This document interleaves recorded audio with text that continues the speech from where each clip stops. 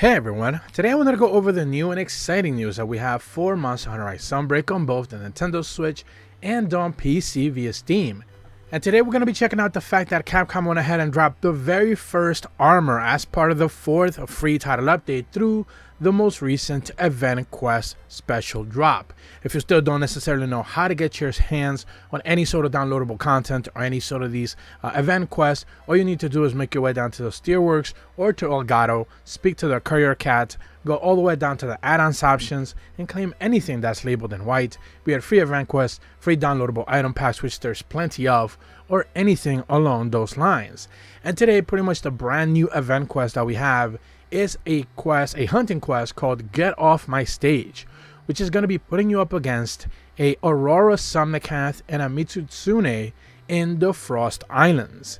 And the interesting thing here is that both of these monsters, I don't believe they have had a quest together in the past, at the very least when it comes to Master Rank, so therefore this is an interesting twist in that regard. Now if you had been paying attention to my videos, you know that this was one of the 3 armor sets that we are expecting as part of the Frontiers package. Remember that Frontiers had plenty, almost hundreds of armors that were not necessarily just monster bound, but they were tied specifically to different events, and all of the downloadable armor sets that we're going to get as part of the 4th free title update will all be part of Frontiers this time around. They're not going to be coming from any other versions of any previous Monster Hunter games. It seems like they are finally realizing that fans indeed do love to get their hands on these Frontiers armors that have not been made available for many years. So as far as the quest is concerned, you're just fighting these Master Rank Aurora Somnicanth and Mitsune. They are going to be kind of roaming about,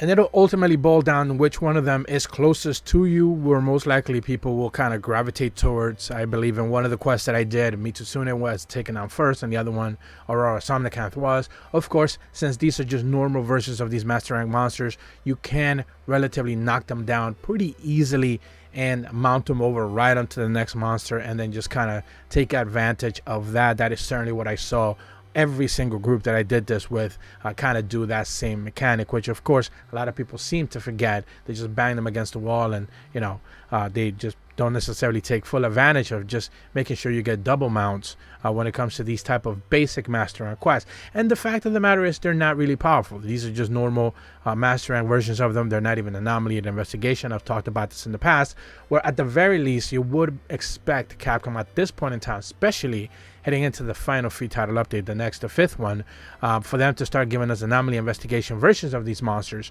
so we can at the very least, you know, have a little bit of a challenge and get some anomaly investigation, not just rank, since people are still grinding their way through that. I'm going to have a series of videos talking about just the new anomaly investigation, risen elder dragons and all of their new attacks.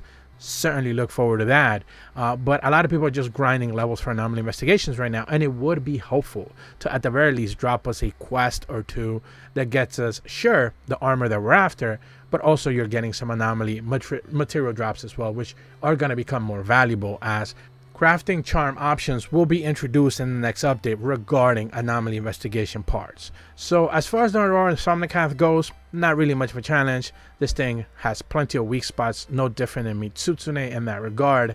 And as long as you have a Pierce Gunner, I think you're going to be able to just take this down relatively easy with not a lot of pain.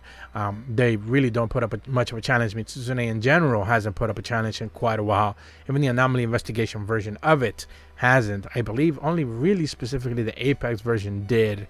Violet Mitsune certainly does, but you know, we're still waiting for that new version of it, the new powered up version that we are going to get in an upcoming event quest. Now as you finish both of the quests, depending on however many times you have to take down this quest, do keep your eyes peeled for the items dropped. Specifically when it comes to the 3rd tab, the quest bonus rewards, where you are going to be looking for a rarity 10 blue book called Coastal Foreign Drawings. This one says that the paper scribed within has some obscure drawings of foreign words. The only single word that's legible is marine.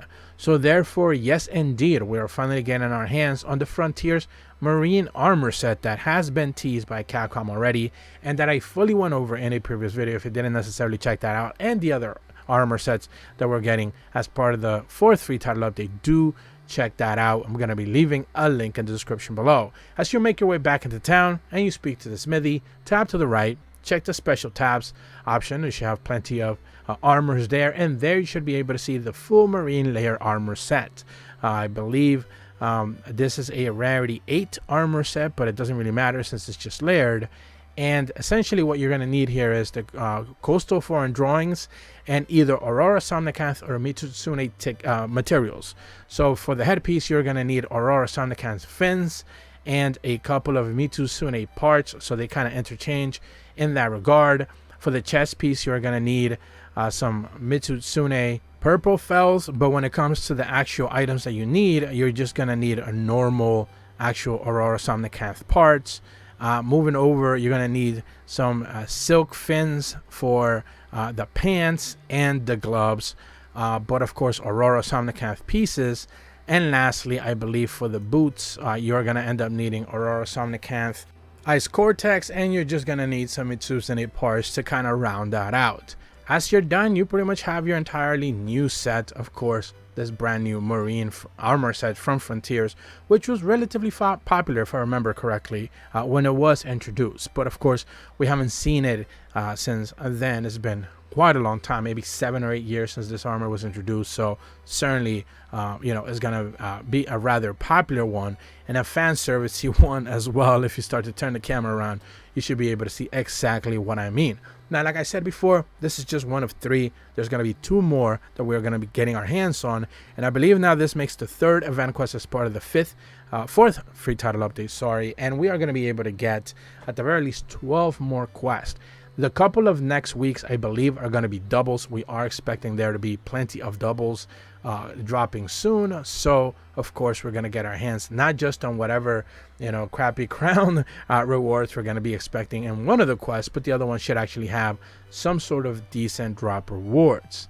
And like I mentioned before, towards the back end of pretty much all of the event quests that we are getting for this 4th free title update, we will be getting some hazard difficulty or emergency difficulty quests, which are going to be really, really good. I'm certainly looking forward to checking those out. I have been touting those high difficulty quests now for quite a while, and I've actually seen a lot of people complain as they are playing the PlayStation, Xbox, and PC Windows versions of base Monster Hunter Rise that those emergency quests for Apexes are extremely difficult, and there doesn't necessarily seem a lot of people who are geared up properly at this point in time, of course, to be able to tackle them. So therefore people are having a little bit of a struggle to be able to complete those quests, so they're having to solo them, which is something that I remember was a little bit of a headache when they were available in Rise. Certainly doing these event quests as they drop makes it easier for you to be able to find people to play with, as eventually, even on the Nintendo Switch version, it will become a little bit of a hassle to find people who are properly geared to be able to take on these event quests. But that's about all the information that I have for you guys today. If you're brand new to my channel, be sure to leave a like and subscribe, hit the bell to receive notifications when the videos go up, and as always, thank you so much for watching. See ya.